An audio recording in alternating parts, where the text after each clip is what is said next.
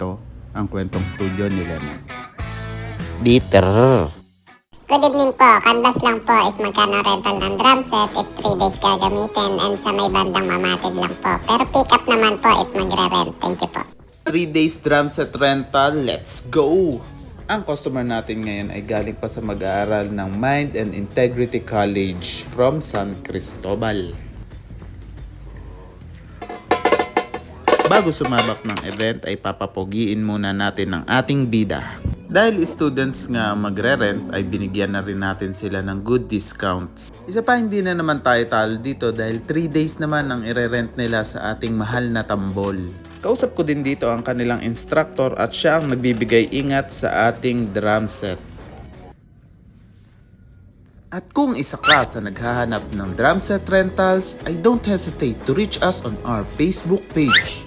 Ang specs nga pala dito ng ating tambol ay Yamaha Manukache Junior Kit.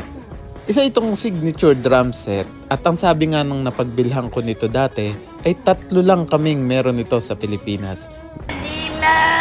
Hindi ko alam kung sinasales stock niya lang ako pero napakaganda talaga ng tunog ng drum set na to. Dahil hindi siya masyadong maugong at napaka-natural ng tunog niya. Junior kit nga pala ito or kung tawagin ng mga drummer ay jungle kit. Ibig sabihin ay mas maliit ito compare sa usual size na nakikita nyo na drum set. Napili ko ito dahil very handy siya and movable talaga siya especially pag itinatravel mo siya sa iba't ibang location. At around 3 PM ay dumating na ang school service to pick up the drum set at tinulungan tayo dito ni Bayaw. Si Sir Alden nga mismo ang nag-pick up ng drum set natin kasama ang 2 students niya. Pinahiram na rin natin sila dito ng floor mat para very tight ang kapit ng drum set once na tumugtog sila at hindi nagalaw ang drum set sa floor.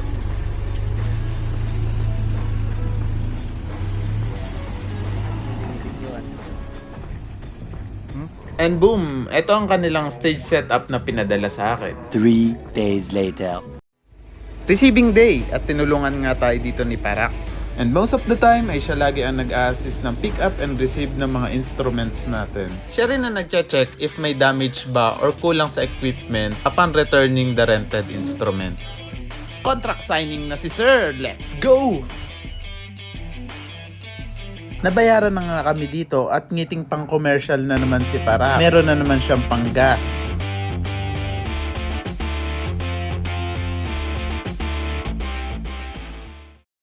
Every time after renting ay kinakamusta ko ang customer ko if may difficulties ba silang na-experience sa instrument natin during their event.